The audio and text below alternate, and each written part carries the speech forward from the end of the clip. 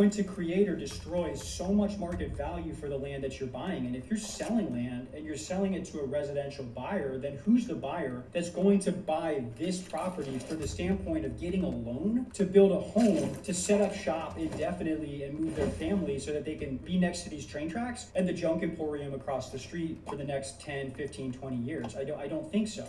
Now, look, I'm not throwing shade. By the way, I've showed on this channel, we flipped a 2-acre lot that had train tracks behind it. And look, like there's some neighbors that have some junk here and there. This doesn't mean that it's intrinsically bad land. It's just not good on the street view and it's bad on this feature. So you take this in the context of everything else, but for this property, for that land use of building a home, I would not suggest buying this particular property. Now let's take a look at the satellite view. This is the last step of the process. And when you look at the satellite view of the North Carolina 222. My God, you reload that slowly. The cemetery. Yeah, the cemetery is right there across the tree. You know that when you move that. When you zoom out a little bit further and you look further up the road, about a half-mile away, there's a junkyard, which I've seen photos of that junkyard. It's like pretty, when you look on satellite, it's pretty loud, but it's so far away from where we are, it doesn't really affect us. And actually, when you look to the south, you've got the church. And so the church owns 2 lots to the south. One, the actual church building is located. The other one has a ball field. Looks like they have a baseball field out there. So you've got the main street of the town to the west. You've got a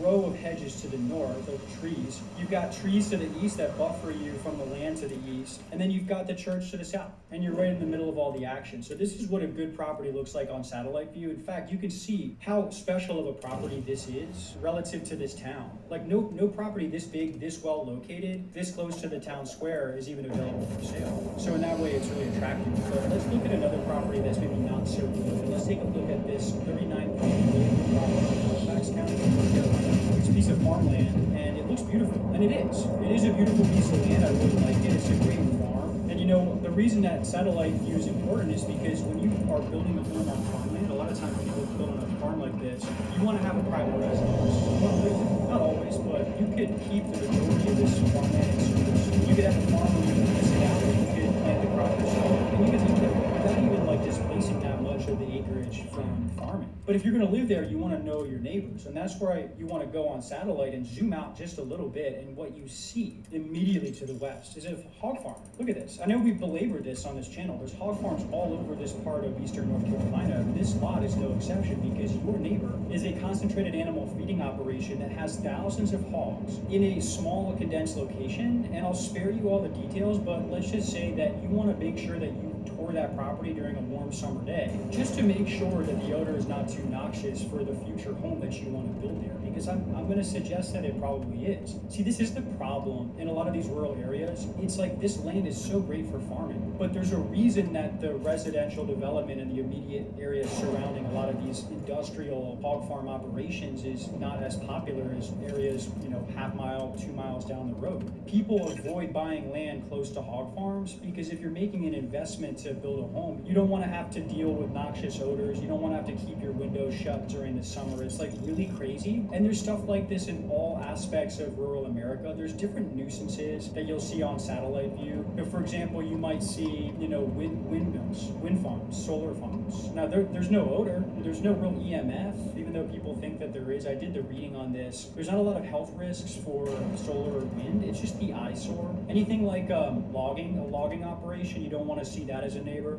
Anything like industrial manufacturing, logistics, trucks coming in and out, equipment going in and out, quarry dust blowing through, you know, and the neighboring land around the quarry. These are the types of things that you're going to spot on satellite. And in this case, you're going to probably avoid buying this property in the process. Okay, now we've gotten to the end of the walkthrough. And what I want to do is I want to take this property. It's a 7-acre listing on Ridge Road in Browns Mill, New Jersey, listed at $125,000. And we're going to get ready with a 60-second timer. We'll start at 0 and we'll see if I can get it under 60 seconds. I'm going to use two maps. I'm going to use Google Maps to go through this. You can use County GIS instead of lake service. But GIS, you can do the same stuff on the first 4 steps. And so I'm going to go through all 6 features of this analysis, and we're going to assess this piece of land, and we'll see if it's good or bad. Okay, ready, set, go. We're looking at access first. This has access on a county road, so we're checking the box, no issue there. We're gonna look at soil. This has Lakehurst sand. It shows excess water. But even with the excess water, sand drains pretty quickly, and looking at the photos, it looks like it's pretty dry on the southwestern section of the property. We need a soil map before we buy this, but otherwise I don't see any red flags there. Slope, there is no slope, it's totally flat, we're good. Environmental, there's a few features. There's a drainage ditch on the northern boundary, goes east to west. Then there's what looks like a natural stream that goes north-south, bisecting the middle of the property. Everything to the east is wetlands. Everything to the west should be buildable for the most part. So we have enough space to build a pretty sizable home site. So we're good there. Now let's go on street view. This is a nice private wooded area, beautiful curb appeal. Look at these nice pines along the road. You actually see that there's a path through the trees, probably used by hunters. Nice rural residential neighborhood. Let's go to satellite. We zoom out, no red flags, nice neighborhood, and you're close to the town square as well. Okay, I was close. There was what, a minute and 65 seconds? Man. Well, maybe if I wasn't narrating each step, I could potentially get it done in under a minute, but you can too, and that's the whole point of this. When you know what to look for and you just go through a simple 6-step analysis using this system, you're gonna save yourself a lot of time and you're gonna find the most likely red flags that can really cost you down the line if you miss them before you buy it. I actually like this land in New Jersey. I think it's pretty good, but just because I think it's good doesn't mean that I would actually make an offer on that land until I knew what that land was worth. And that's gonna be the topic of our next video on the channel. So click the link below, download the checklist. Beautiful. For due diligence if Desert you haven't, planet. and check out the next video about how the market sets the price for land. Sunset. Let's see what it's like during the day.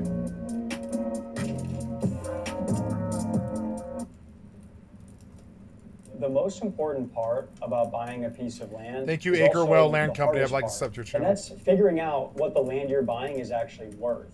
For example, this 1.6 acre property in Kenly, North Carolina is listed for sale at $45,000 in a local market where similar pieces of land recently sold for as low as $42,000 and as high as $78,000. So based on the nearby sales activity, there's a very wide range of potential values for the property that is being listed. So if you actually wanted to buy it, it's hard for you to know if you're getting ripped off or if you're getting a good deal on that piece of land. My name's Alex Reese, and I've bought over $5 million worth of land, and a lot of the deals that I did, in fact, the majority of them, were done on the very first phone call I ever had with the seller. And it happened when I had never even seen the property before. I'd not seen it on site, and I hadn't even done any local research on the property online. And yet, when I talked to that seller, in about 2 minutes, I was able to get them a cash offer over the phone and have a pretty good understanding of what that land was worth. The reason I was able to do that is I developed a system where I ask 5 particular questions about a piece of land, and I go to find the answers using free online databases like Zillow. So there are 5 questions that I use whenever I'm looking at a piece of land to get a really good gauge of value. And the 5 questions that I ask myself about a piece of land are: what's close, what's recent, what's average, what's similar, and what's selling. I'm going to talk to you about each of those 5 questions, what they actually mean in the context of looking at the value of a piece of land, and how each one of those steps contributes to a very accurate estimate of the value of the land that you're going to be buying. The first question that I ask is, what's close? And that question, when you're talking about close, it has to do with proximity or location. And that's the most important aspect of real estate, is the location of the property you're talking about. When I look at what is close, what I mean by that is to go on Zillow and I center on the subject property that I'm evaluating, which in this case is going to be the 1.6 acres that we talked about previously. I'm going to set... Would it be possible to start this business with literally $0? Yes. Oh! The worst case scenario was that I would make my money back. It's zero risk if you do that. Really, anywhere there's people, this business will work. There's a lot of ways to get free stuff. Would you guys take a minute and look at this freaking 23-year-old guy right here? That's my friend Kyler, and he makes $10,000 a month simply by renting out these ugly $50 washers and dryers on Facebook Marketplace of all places. He has 0 employees, he works 5 hours a week, and he has a 3-step process to doing exactly all this that I'm about to show you. So come with me. Renting washers and dryers to people. All right, Kyler, I have to ask, of all the businesses that a 23-year-old can start, what got you thinking about washers and dryers of all things? Yeah, so ever since I was like 21, I loved posting on Facebook Marketplace. Okay. Rental ideas. So I started out with a 9 square in the air game. It's like a Utah Mormon game. Got 9 kids. I would rent that out for maybe a couple $100 a month. Started renting out paddle boards. Only on Facebook Marketplace? Facebook Marketplace only. Are you like paying to boost these, or is it just organic? I would do it organic and then boost it if it got any interest. Okay. But I would love to test ideas that I didn't own. So like excavators, chainsaws, luxury bathrooms. You didn't own this stuff. Didn't own any of it. So why are you posting it? I just take a screenshot off of Google to test it, to validate. Sure. Okay. I ain't trying to buy it unless it's tested. No, we're in the land of the cheap right now. This is Yeah. Utah. Hot tub rentals, pool rentals, dump trailer rentals, everything like And that. you're just like a cook in the kitchen. You're in a lab. You're experimenting. Yeah, I mean, I would just put them up. I mean, if the photo didn't look real, it didn't get a lot of hits. Okay. But I was always trying to find like these micro, like, oh, if I have 50 things rented out or whatever at $20, I mean, I'll make $1,000 or whatever. Yeah. Always checking like ChatGPT or like internet things of like, what should I rent? And I don't really know how I came up with it, but one day I put a washer and dryer there. I have no idea why. And you said the photo needs to look real. It needs to look real. That's an important part of They it. can tell. I don't know if it's Facebook, the algorithm, or the people. Okay. They can tell if it's a blurry screenshot. You don't own it. So I put a washer and dryer for rent. Then I went on a cruise because I did summer sales and they pay for a cruise. And when I got back, I had no service and there was like 30 people. At that point, I did not own a washer and dryer. So we're talking about 30 messages on Yeah, Facebook 30 messages. about washer and dryer. Renting the washer and dryer. How much did you list it for? I listed it, I believe, for $50. I feel like there's got to be a secret sauce to like how you're working. Yeah, but moving it's a washer and dryer. You got to move it. What'd you do? Buy a truck? in these Facebook marketplaces. Where'd you get the money for the truck? How are you moving these things? And I'm not lifting washers and dryers for a business. You look like you probably do that. Oh, no, there definitely is. Okay, what are you going to show me?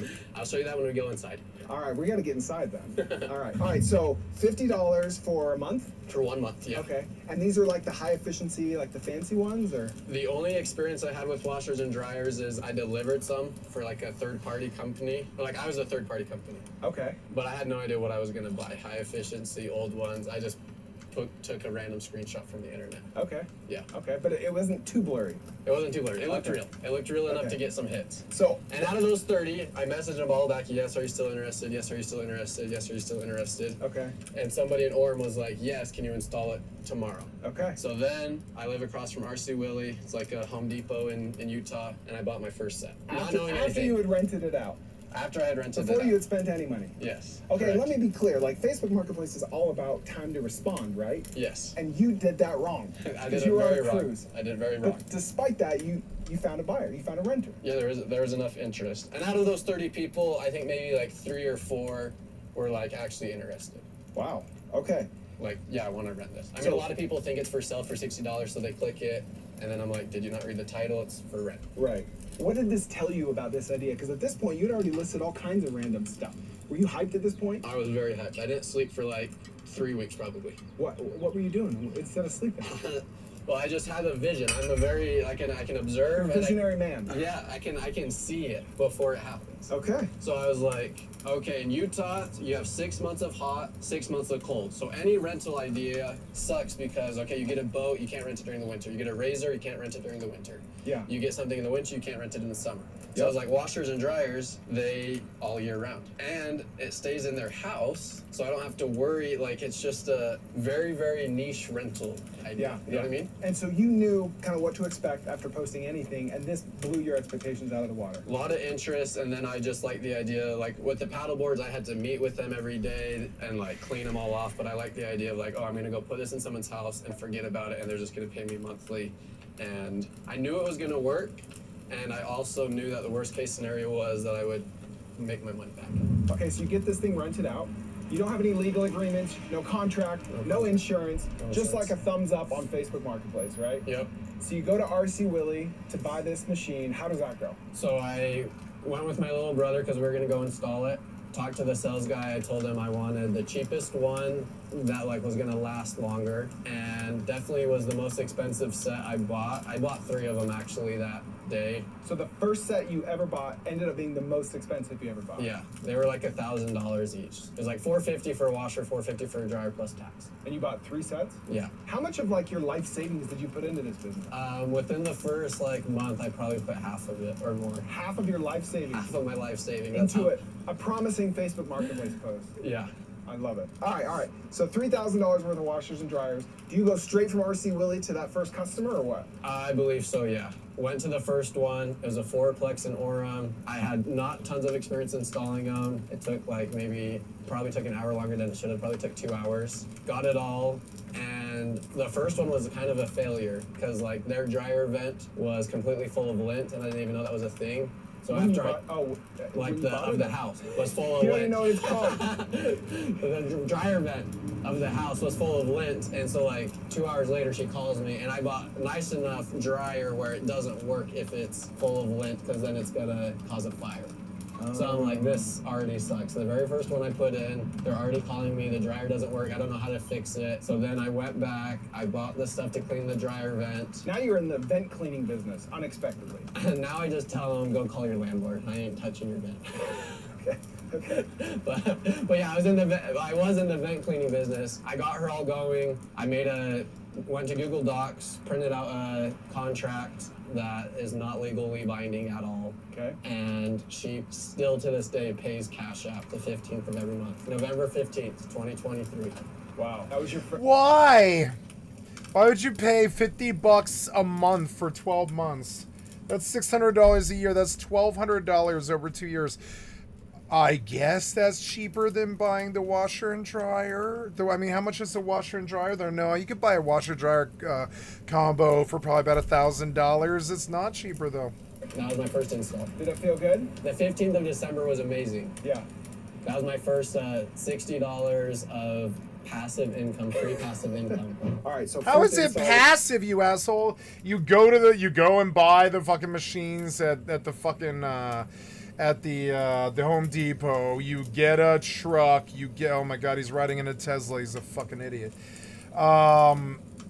You get in a truck. You get a fucking hitch. You spend all this money because it's like, how the fuck are you gonna haul around washers and dryers? You skipped a lot of things here. You're like a weird Republican grifter. 15th, 2023. Yep. You both are. How did those? It's why you look like tools. 30 days go. It was pretty exciting. I think we did like 4 or 5 installs in the next like 2 weeks. The first person paid Cash App. And I was like, if I'm gonna scale this, I do not want to text people and have them like remind them about their payment every month. So then the very first thing I figured out was like looking up payment processors. I found Stripe. I was like, I think this is gonna do what I need it to do. I can make subscriptions, process all the credit cards. So that was the first thing. And then I was like, there's gotta be a way to get cheaper washers and dryers. So I called all the wholesale places in Utah. I just told them like, I'm a property manager, I'm a builder, I need 100 sets. Like I was just telling. Wow, renting washers and dryers. But then what do you do with them afterwards? Damn it, Starfield logged out.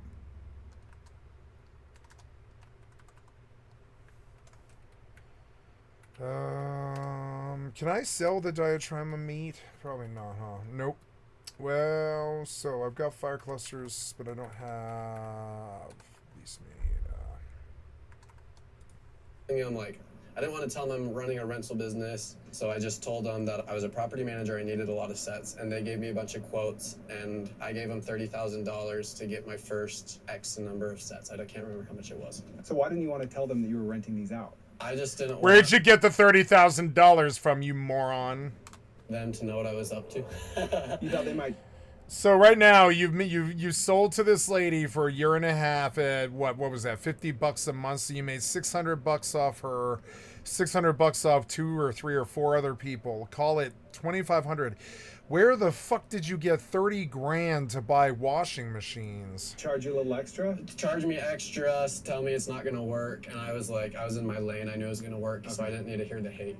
So I was just rather tell them like, oh, it's probably normal, like property managers need to buy a lot of washers and dryers. So I'll just pretend I'm a 23-year-old property manager. It's kind of like if you were to roll up in your Cybertruck, they'd be like, oh, the price just went up, right? I wish this thing was mine. Oh, that's not yours? No, my car's over here. This isn't that type of video. All right, how did that first 30 days go? Okay, good. The first 30 days were exciting. We did, I think, 4 installs in November, then we did like 17 in December, and then like 13 in January. We installed all of the brand new sets that we had bought in from the wholesale place. When I say we, I'm talking about me and my little brother. Okay. So like 35. Yeah, there you go. So already you've got enough labor that you need 2 people. I mean, all of this is ridiculous. Yeah, around 35 sets. $100 a month each? They were No, paying 50. between $60 to $85 each For each set or for each unit? for each set. Okay, so let's call it $80 times 32, so $2,400 a month, monthly recurring revenue About that, yeah. in your first 2 months, give or take. Yep. Well, yeah, but then you're moving around 30 sets of washers. How do you do that? Do you go get a pickup truck and move them all the time, or Holy what? crap. All right. They're like, so okay, I'm coming tomorrow or whatever. Now, when did you learn, like, I don't need to buy the newest, nicest machines anymore? In fact, I'm kind of worse. You know, a washer and a dryer is interesting because with but you would need some storage space.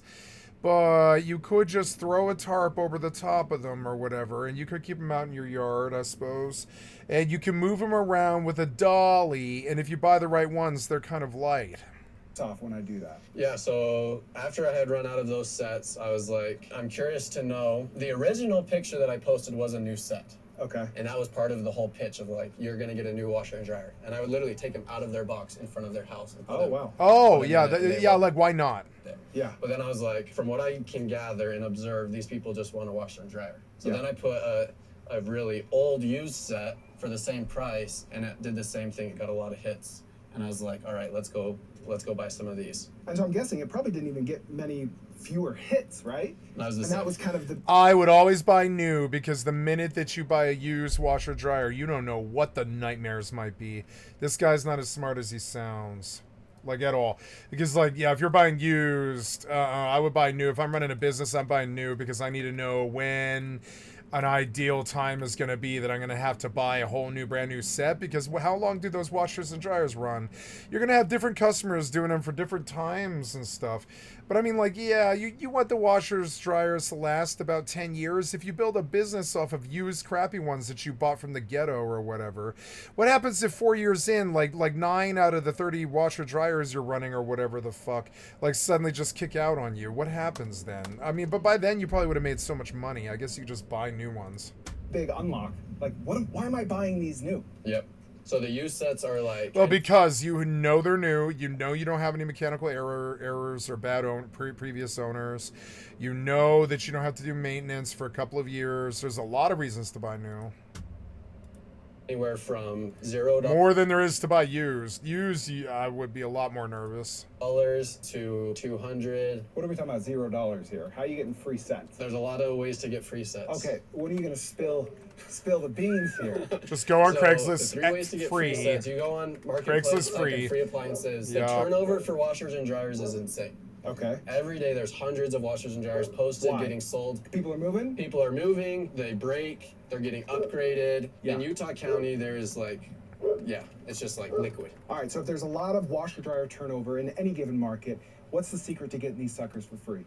So you just type in broken appliances or free appliances, Okay. and a lot of times you'll find at least 5 to 6 listings that are like, these need to go, we're moving up. So then what? Do you employ a fucking hand or like fucking tinker to fucking fix all your your fucking? Yeah, I see you could do all of this, but there's so many problems that it's not easy. It's not easy. It's running a whole business like everything else. On Friday, Yep. first person to get them can have them for free. Okay. That happened yesterday. I checked them yesterday. Okay. Nice washer, nice dryer that are both working. So you can get free sets that way. Then, but you move them and install them to somebody's house, and then they stop working in somebody's house. So then what? You got to go pick that up, take it out, take another set, bring it in. I mean, that works, but I mean, also, it's like that much work for no reason.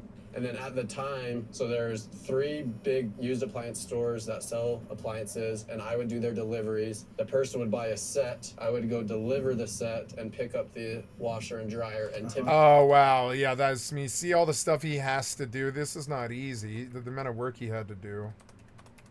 Yeah. How can I get washers and dryers? How can I get washers and dryers?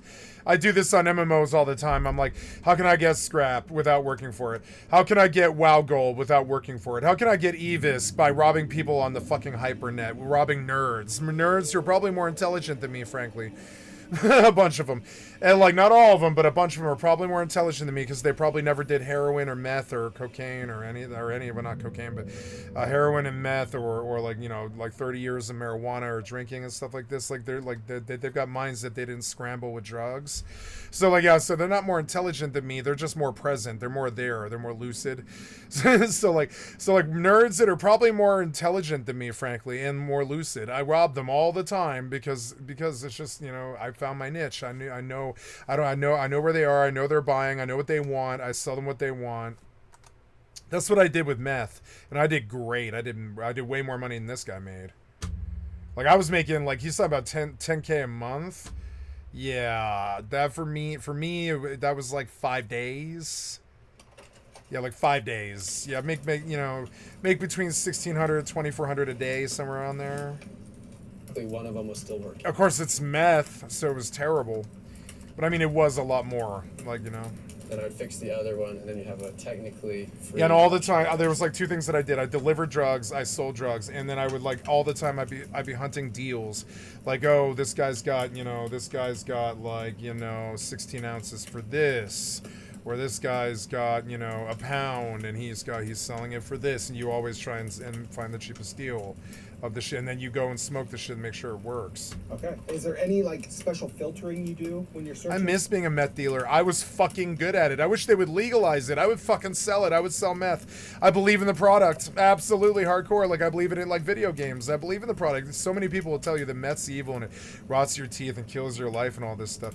Oh, I don't know. Meth is just Sudafed. You understand? That's all meth really is. It's Sudafed. It's a little bit more cooked and stuff, and it gets you more high. But I mean, it's essentially Sudafed. All it really is cold medicine. It's ridiculous to treat it like they do. Or it's just the keyword. It's bad for you, and people can tell that you're all strung out on it when you're high on it, and it's too strong for normal people to do. But I mean, like, you know, I don't care. There's people who really love meth, and I know I do. So it's like why not you know, I would love to sell meth legally. I would be very fucking good at it. I'd be slinging pounds and pounds of that shit to anybody fucking buying it. Build up a nice little, you know, blow empire or something. I'm good at selling things. Put the keywords in: free appliance, broken appliance. So you go, he's got an interesting loop. You go and look for broken appliances, and then you rent them out to people, which to me sounds like a bunch of lawsuits waiting to happen, because especially anything with water, and think about this, the washer uses water. Let's say that you take in a used washing machine that somebody spent 5 hours kicking for some reason. Teenagers do shit like that all the time. Who cares?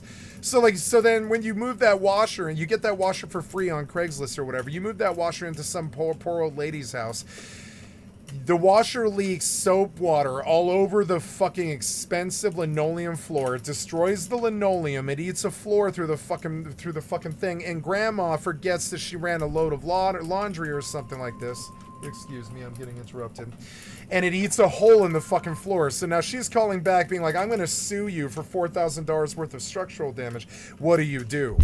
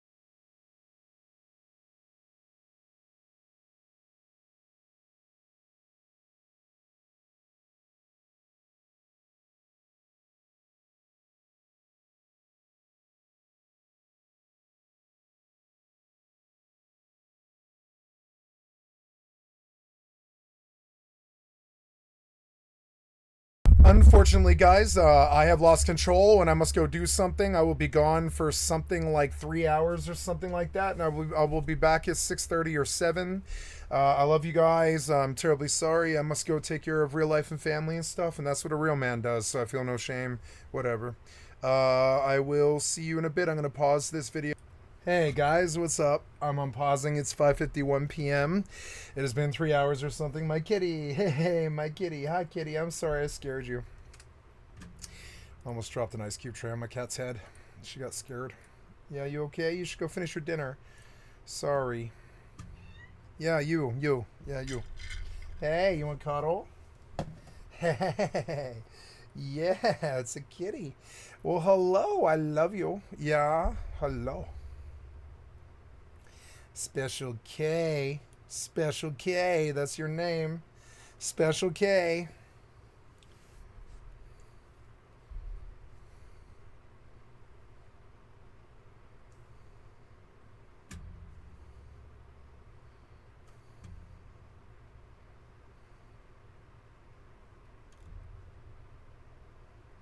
A fake dumpster for stealth camping. Oh my god, why?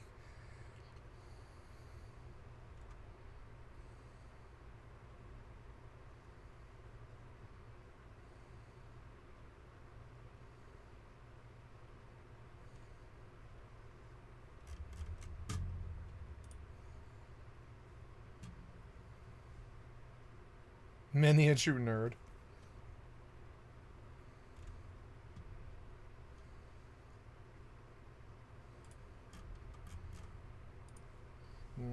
Saturday.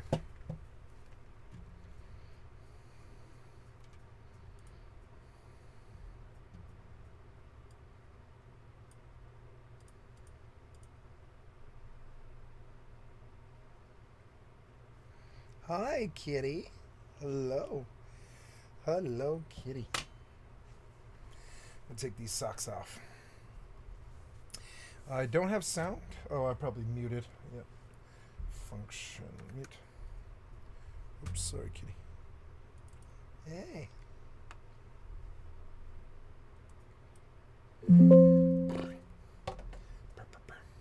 Hi. Lost games Oops, loud. at this difficult time.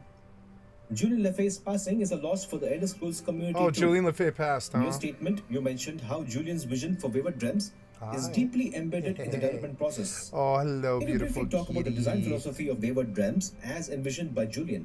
Sure. So Julian's design philosophy, I think you can kind of boil it Hello, down beautiful to kitty. two things, and then like a major focus that he was wanting, which those would be scope, realism, and then the virtual game master, the VGM.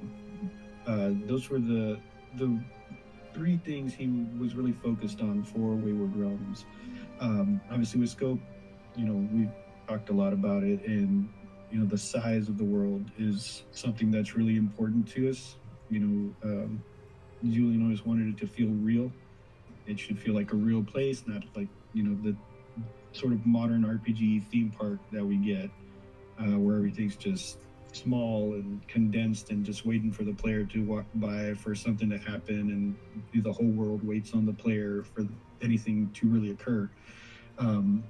With Wayward Realms, we want the world to be its own thing. The world is living, breathing, things are happening, it's in motion with or without the player. And if you want, you can interact with it and you can change things around and leave your mark on it, but otherwise it's there with or without you doing its own thing, which also goes hand in hand with the realism sort of aspect that Julian wanted, because again, like, it shouldn't feel like it's a theme park. It shouldn't feel like it's just waiting on you. It should feel real. It's a real place. Wow, you skipped it fucking So, 9 also- fucking minutes forward or whatever, you fucking idiot ass software developer. Goes hand in hand with the realism sort of. One of the things he said Fucking worthless ass cocksucker software developers and their fucking problems. is, like, and I'm paraphrasing here, so it's not word for word what he said, but like he basically said, like, the worst role play session that you could have is really the tabletop role play session you could have is really like the best video game session that you could have. And he always wondered, like, why is it so hard to blur that line? Why can't we make those video games feel more like a tabletop game where it's more reactive to the player and is really just, you know, it's catered to what you're playing, right? It's fun because it's bent around your player or your character and the things they can experience. And that's kind of what he wanted to do with it. I look at this man and I see somebody who's too old and too over the hill to actually produce good software, and I'm just being honest about my actual appraisal of what I see like right in front of me. I'm just saying. I know people can cut it, and I think this guy and all the people his age, I think they should have retired like 10 years ago, and I don't think they can cut it anymore. I'm terribly sorry. The VGM. So, like, the VGM, for those who don't know, like, I don't know why I would play something like this over Once Human, for instance, when you consider how much better graphics it is. which takes all this information about the player, you know, who they are, what they're playing as, what skills they have, what their preferences are. And it tries to give you quests and interactions that coincide with that make sense with that. And it's a little different from the theme park world, where I said, you know, the theme park is just waiting on the player to do anything. This is more of the interactions that you get make sense for the character that you are, as opposed to just being generic quests that, you know, maybe your thief character doesn't want to go save the king. Why would they? Hey, kitty. Right? So in that sense, the VGM would know that, and hey, it's going to give you quests to maybe go steal something from the king instead. And so that's really the sort of line that he wanted to break and really blend the two. Hey. The two types of yeah, you want to do some cuddling while we watch this video? Yeah, you video want to cuddle? Those three things are really Lap. was things that he was very passionate about that we're trying to bring to life here with Wayward Realms. Hello, the It has kitty. been more than a year since the Kickstarter campaign ended. Can you share the progress made over the last year? Yeah, I mean, there's been so many different things that have come online. It's really hard to just like drop a list of everything that we've done. I guess one of the big things we've done since then, well, like really since December, was sort of lean more into the 80s art style. Our previous art style, we had some of it in there, but it wasn't enough, and it was kind of feeling a little too generic. So we're leaning more into that, really wanting to make it feel like, say, like an old AD&D art book, or you know, just that old 80s fantasy. And the kind of looks that you would find in that, so that way it's more unique. It has its own style that you don't really see very much of anymore. As far as in-game progress stuff, we've built out our island. It has, you know, generated forests and foliage all throughout sissy, it. I love you. We've been doing the city, so we can now place a city. It plays really large cities. It adapts to the terrain, so if it's like on a hill, you know, your houses fit along the slope. Are you playing your demo on It controller? spawns roads throughout it. Likewise, the crowds, we've gotten those up and running, so you'll have people walking around. They have really basic schedules right now. It's something that we'll keep improving and adding upon, but you know, you got your people and they're walking around, they're heading places. We've also been doing a lot with the combat. You know, we've got melee in. Our magic is actually further along than we thought we would be. We've gotten that done a lot quicker than we originally anticipated. And range combat, we just got up and running, and obviously, again, that's something else we'll keep expanding on until early access and then beyond that as well. So still a little basic right now, but those three play styles are in. We can spawn enemies throughout the island, different kinds, in the dungeons as well. The dungeons themselves, those are up and running. We've got a bit more variety in it. You can have some outdoor sections now as well. And I mean, it's still a work in progress, so we still want to add a lot more variety to them, but you know, we can spawn them, we can put them out there. Kind of looks like Mortal. Currently working on expanding, but way worse. weaponry and outfits for the NPCs and the player. We actually have the labor. I don't know, buddy. I guess. From the glistening lakes to the snow-capped mountains, New Zealand's South Island is absolutely breathtaking. With such idyllic scenery, you'd never think something sinister could ever happen here. However, Wayne is my favorite person to work with, though, because it's just, oh, little Wayne, he's just too good. Oh, little Wayne, he's just too good. Embarrassing. The moment Lil Wayne turned his rap concert into a rock concert in Detroit.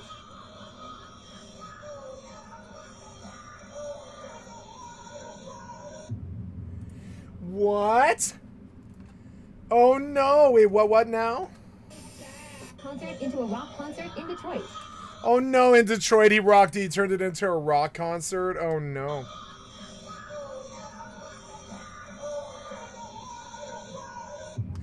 That's what he did. Oh no. Lobbies and gentlegrams, the Super Bowl contender whose slot surrendered to the short-statured sharpshooting assassin, the double entendre dragon, rapping before you were planted on this planet. Prime peaked when Obama took office, but after a pardon from the next prezi, people saying he lost it. The Carter 6 was bricks, but Wayne wouldn't and couldn't quit. He hit the road and things might be getting even more out of control, with fans leaving the show as Wayne forces their ears to Carter breathe 3 through was rock so and good. roll. A lot's going down, so I'll break it down for you, but first hit that like and subscribe button with a little hawk. I love Lil Wayne. Lobbies and gentlegrams, by the way, before kicking off this video, I just wanted to let you know, if you wanted to support me in hiring a video editor, if you've been around the channel long enough, you know that I don't know how to edit for the life of me. I finally figured out how to get this QR code thing. This is for the Rapaholics PayPal. If you want to donate $1 or $2 or not, I love you for being here regardless. All proceeds will go towards thank you, Rapaholics. I'd like to sub to your channel. Guys an elevated content experience. With that being said, enjoy the video. Now, Lobbies and gentlegrams, what the hell is going on with Lil Wayne? Do you realize the last time 1 million hip-hop CDs left the store in a single week was with Lil Wayne, the Carter 3 back in 2008? Carter 3 this was is around good. the same time he decided to pick up a guitar. We'll touch on that shortly. It was also I am not around a the human same time being. that he decided to lend his star power onto his brand new Young Money signees like Tyga, Drake, and Nicki Minaj. Of course, they went on to do wonders for his legacy, but nowadays, it seems like Wayne picking back up the guitar and trying to help out his new Young Money artists is doing more bad for his career than good. I mean, he's touring. I don't know. I disagree. He's already had so many good albums and stuff. I'd like him to be experimental, and I think he knows it. I want him to be experimental. I thought the same thing about Kanye. I thought the same thing about all these producers and stuff, like Dr. Dre. I want Dr. Dre already sold. I want to see what weird stuff they can do, like metal and stuff like that.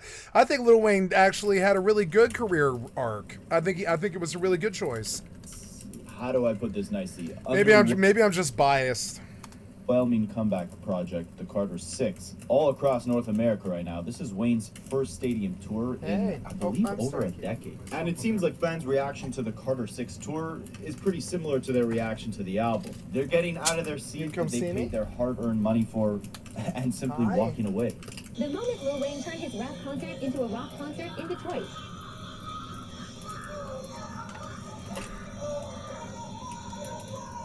Oh no, they're all leaving. They're like, this sucks. I did not pay to come for this. I paid to come to hear Lollipop, you know. She licked me like a lollipop. They come to hear Lollipop, they stay for the heavy metal. And it is kind of weird. It is weird. I would do this to them. Yeah, these people don't like music like that. It sounds too white. Yeah, these people, yeah, it would be the same thing if you tried to play Lil Wayne at a Slipknot concert. They would just leave like this. They're like, nah, motherfucker, I don't listen to this shit. It's too angry.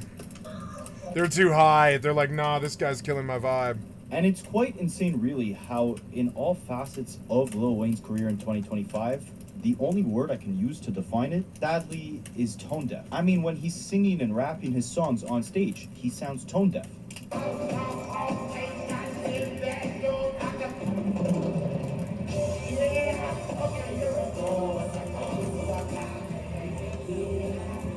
The song choices and the different acts that he's signing to Young Money seem tone deaf. What made you think any of your fans are going to have any interest in a punk rock heavy metal singer when they barely supported your rock album? And speaking of albums, I mean, the most tone-deaf move I think Lil Wayne has I like possibly ever had in his entire career was not doing heavy metal on his... that metal album, it wasn't that good. It had a few good songs on it, though. Songs that I really love.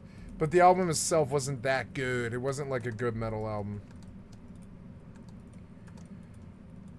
First stadium tour in a decade, not having a public meltdown over not getting the Super Bowl halftime show that was never promised to him, not all the don't stops.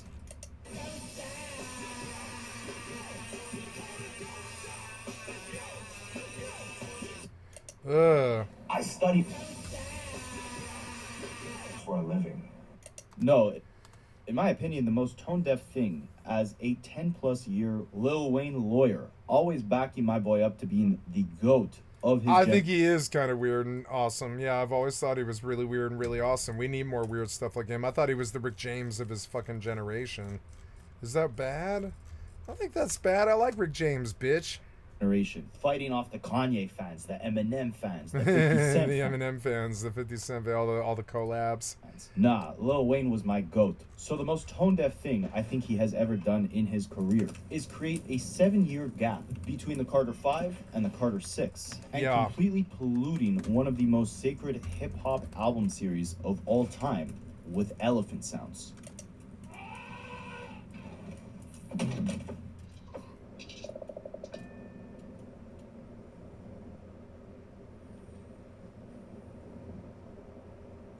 What up, dope? I'm a cutthroat, cutting. This is not real. I'm being so serious, bro. This is not real. What the fuck is this beat, dog? What is this beat, dog? I'm not gonna lie. We're trolling. You're dead trolling, bro. You're not serious at all. You don't give a. You see? Do you hear this? I study for a living. So, in order to understand how we got to the point where fans are literally walking out of it's money. Lil Wayne's concert, his latest installment in the Carter series is more known for elephant sounds than it is for actual music. Well, we gotta understand how Lil Wayne even got to this point. And let me ask you, out of the big three of the 2000s, Kanye West, Eminem, and Lil Wayne, who had the hardest and saddest fall off? I think the title still has to go to Kanye, but it's scaring me to say that Lil Wayne is like almost slowly approaching. Let me put something crazy into perspective for you. So remember how I said Lil Wayne was the last rapper to actually sell 1 million physical copies in a single week with his album Carter 3 all the way back in 2008. So in 2008, Lil Wayne sells... Carter 3 was the last time rap is good. Next year after that, the Clips dropped their, what many fans believed at the time to be, final project, Till the Casket Drops, and that only sells 31,000 copies in the first week. Now you fast forward over 15 years later, and Lil Wayne, who once sold 1 million copies with the Carter 3, is now selling less in his first week with the Carter 6 than the Clips did with their album in 2025. Microphone that Pusha T used on the show. It had his autograph on it. That was like a really, really big Clips fan. I used to pretend I was perform all the Clips songs in my basement with the mic, and then I performed it so much that I rubbed the autograph off. At the time, it meant the world to me, though. I regret even telling this story. Why is the reload so terribly long? Think about that. That was like an 8-second reload. Was doing 1 million. The Clips were doing 31,000. In 2025, the Clips are outselling Lil Wayne. But it was that year, in 2009, when the Clips dropped that project, that things kind of started to be on a small, almost unnoticeable decline. All right. Now, I'm not one of these stans who won't hold my favorite artist to some sort of critique, but I've been following Lil Wayne's career since I was 7 years old. The first album I ever bought was the clean version of the Carter 2. The first concert I went to was August 2011, right before the Carter 4. I was like 13, 14 years old. Lil Wayne's I Am Music Tour, that's the first time I ever smelt the smell of Mary Jane, and boy was there a lot of that throughout that entire arena. Yep. Oh no, he's too high.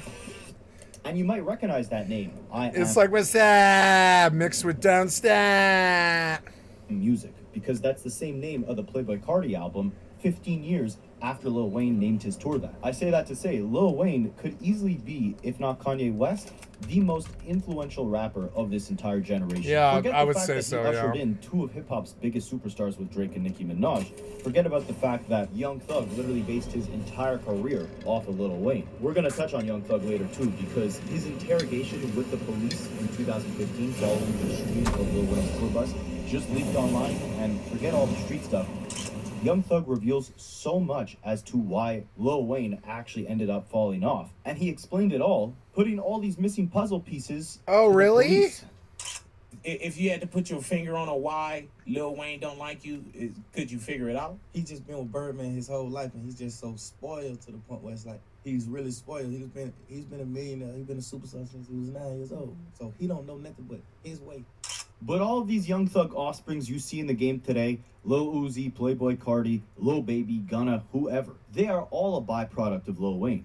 Tyler, the Creator, is a byproduct of Lil Wayne. Future, to a degree, is a byproduct of Lil Wayne. Yeah, they're like all Lil Wayne fucking clones. I don't like them. With Kendrick Lamar, I mean, one of his first... Nope. Kendrick is not like Lil Wayne. Nope. Tapes. I think Kendrick would. I would disagree. I think Kendrick would disagree. Nope. Lil Wayne and Kendrick do not sound like each other. No. Called C4, based off of Lil Wayne's The Carter series, where he was only rapping. Now Kendrick's influenced by Lil Wayne like everybody else, but does he sound like Lil Wayne? No. On Carter 3 beats and doing his best Lil Wayne impersonation. So when he says, used to bump the Carter 3, I held my rolly chain proud, the irony, I think my hard work let Lil Wayne down. The irony is not just in the fact that Kendrick got that Super Bowl slot over Wayne due to his hard work that was inspired off of prime Lil Wayne's work ethic, but it paints a bigger picture.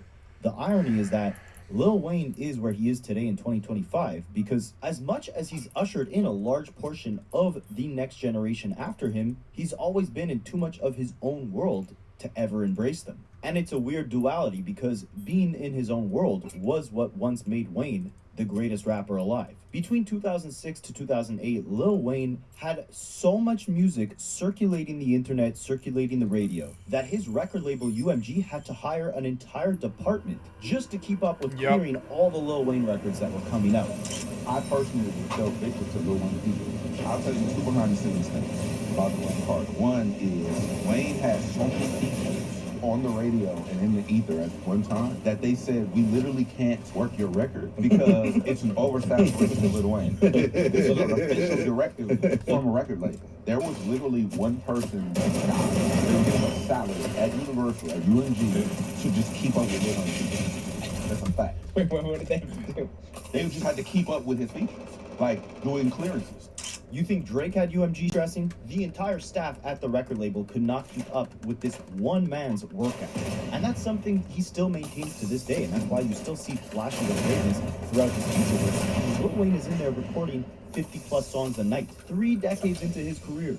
You have over 80 songs in your vault. You know, I bet more than that. Over 200? So like this, when you leave a session and you ask, can I get what I got from what I did tonight? And it comes back as files. My last files was 53. I did 53 songs that night. And that's why I'll still always say Wayne's the GOAT no matter what. Because yeah, I don't really think he's like a fake artist, no. This is 30 years in. This man has a lot of albums, and I've listened to all of them. Recording 50 songs a night. So even if 49 of them are damn near unlistenable,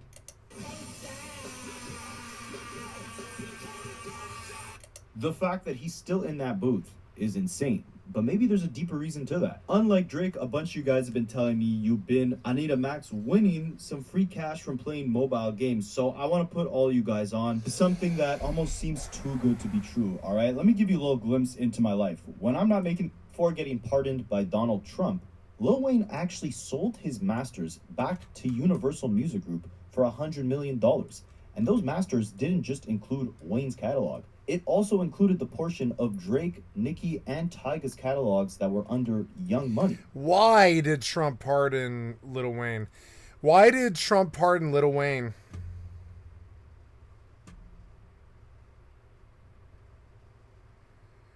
Oh my God. Lil Wayne, Young Money Democrat, right? Young Money YMCMB. It's like Young Money Democrat. He endorsed fucking Donald Trump.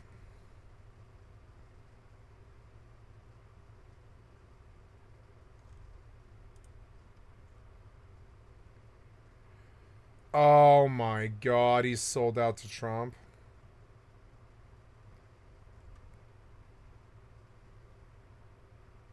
I guess I would take it too, though. If I had a ticket to ride from Trump, I would take it too. If it meant getting out of the system, I'd take it too. Yeah. The Corvette. Oops, wrong one. What happened here? You might think $100 million is a lot, but when you own... He's sold out to Trump to get a get out of jail free card. That's insane. Now I'm not so sure I like Lil Wayne anymore. I don't think Lil Wayne endorsing Donald Trump matters. Does that matter? I don't think it matters. But it's something that, wow, there's one thing that Donald Trump did that I like, which is pardon Lil Wayne, because gun charges for Lil Wayne? Man, that's like making homelessness illegal for all the bums down at the park. It's that, I mean, that, yeah. If you're in that scene, you know as well as I know that death could come from anywhere, anytime. So, of course, they've all got guns. That's what America is. That's what we built this bitch on. Of course he's got guns. Busting him for that is like busting homeless people for being homeless. It's fucking stupid. Yeah. And I can't believe it was Donald. I can't believe Donald Trump. Jesus Christ, you incompetent piece of shit software developer. Go back where we were. Before getting pardoned by Donald Trump. I can't believe that. What a fucking sellout. But honestly, I would sell out to Donald Trump if he got me out of the system too, because the system's that goddamn bad. It's that bad. When you're in it, you're like, oh, yeah, I'd do anything to get out of this. Yeah, anything, you know? Sell out your enemies. Step over your family or whatever it is, but you'll do anything to get out of the real system. You know, 4 years in the system, I would do anything to get out of that. I can tell you right now. I know because I've been there. They told me I was facing 10, so I just gave up. I was like, well, that's goddamn twice, twice what I could handle. Wayne actually sold his masters back to Universal Music Group for $100 million. Wow. And those masters didn't just include Wayne's catalog. What does he care? They can just sling it whenever they want, which is dumb because how long will Lil Wayne last? Included the portion of Drake, Nicki, and Tyga's catalogs that were... This is the music that people are going to reference in like 100 years. And the way that I talk about Billie Holiday or I don't know, Miles Davis, or like, I don't know, Henry Mancini, or even like one of the Hollywood people like Eno Zur or Hans Zimmer, or like, Nobuo Uematsu. These guys, they look up to, like, in 100 years, they're going to be like, Lil Wayne was the best rap that ever existed. And I mean, it is. But it's also sort of weird that it's Lil Wayne, is because nobody comes up with any good music anymore. Young Money. It's because the money ruined everything. You might think $100 million... It's weird because he dresses like me. Like, this is how I dress. Like, it's fucking weird. This is how I dress, you know? It's white. And those masters... Yeah, these guys dress white. Do you see it? They dress kind of white. Didn't just include Wayne's catalog. It also included the portion of Drake, Nicki, and Tyga's catalogs that were under Young Money. You might think $100 million is a lot, but when you own two $10, $20 million homes, you got 4 kids, a private jet, 4 baby mothers, and a lifestyle you gotta maintain. You get some more vodka? That $100 million is not generational wealth to someone spending at that type of level. But to sell a catalog that includes albums like Pink Friday, The Carter 3 and 4, portions of Take Care, and Nothing Was the Same, these are massive blockbuster albums that will generate millions of dollars every single year just off the streams that they still produce to this day.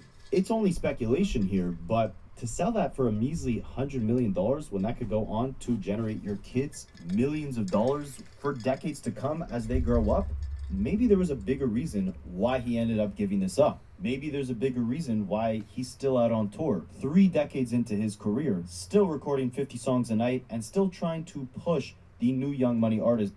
50 songs a night. We're going to touch on those new Young Money artists and how he basically made his fans 50 walk. songs a night? Are you serious?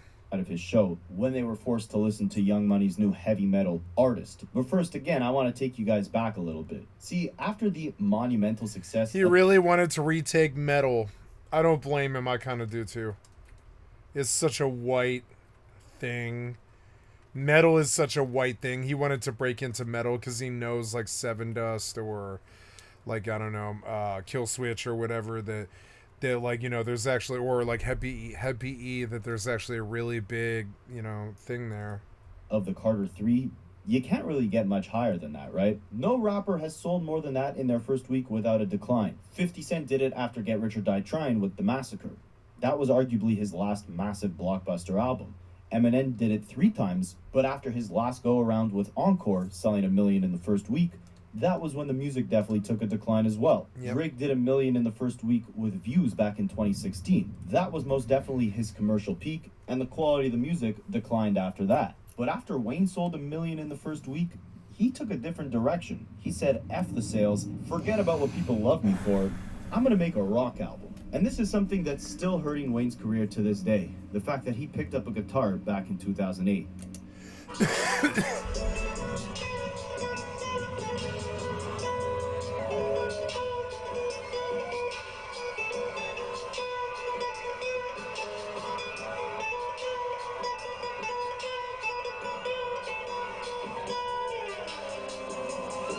And I'm all for an artist experimenting, but the signs had been there the second he released the first single to this project, Prom Queen. It only got worse with songs like Da Da Da. And the numbers don't lie, right? A year before, in 2008, he sold 1 million in the first week. In 2009, with Rebirth, he sold 173,000 copies in the first week. Not bad by any measure, but when you're the greatest rapper alive, that is a sharp decline. I study sharp decline for a living. And don't get me wrong, there were some highlights on Rebirth, songs like Paradise and Drop the World, and then you also had the fact that it definitely influenced tons of the SoundCloud era generation of rappers to put on that rockstar persona as well. The Lil Uzi's, XXX, that was all off the blueprint of Rebirth, so it wasn't all bad. So you could chalk that up to a one-off experiment. But yeah, like after that, Lil Wayne was set. Like, what's the difference between rap star and rock star? I don't really see a difference. Like rap, like being a rapper or.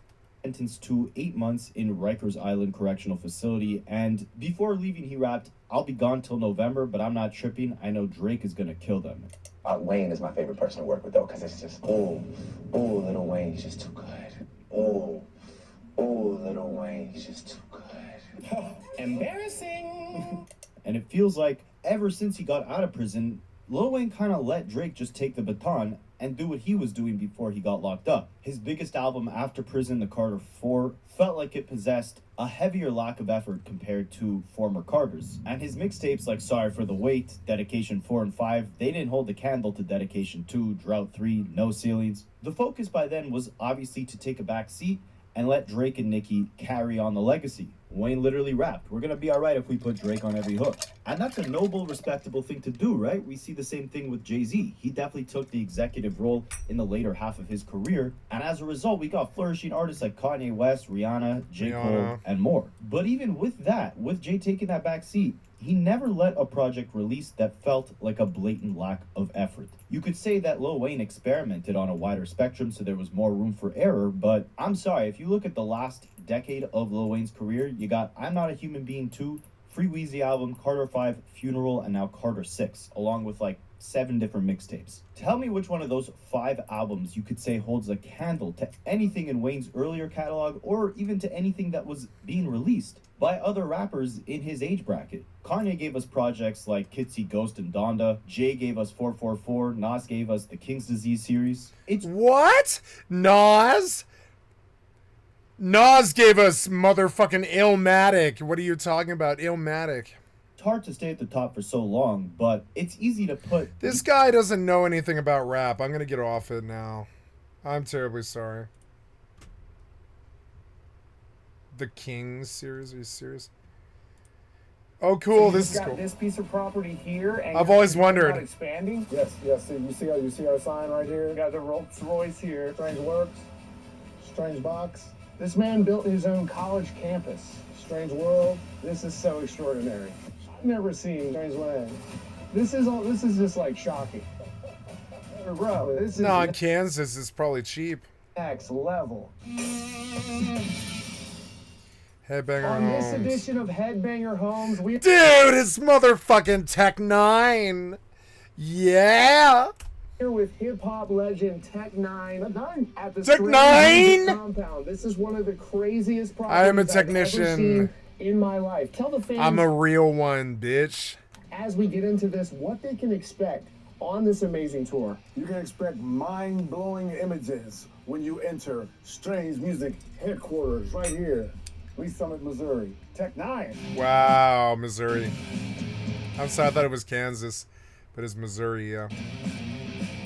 This be the one of them called Tech 9. Missouri, Welcoming Mississippi. you to Strange Music headquarters right here, right now. Offices, merchandise, everything, man. You know what I'm saying? It all happens, all the magic happens here, then it goes abroad. Let's go. As you Let's can see, go. all the wonderful plaques. You know what I mean? Am I a Psycho's psycho gold, with you know what I mean? Hobson? Worldwide Choppers is gold.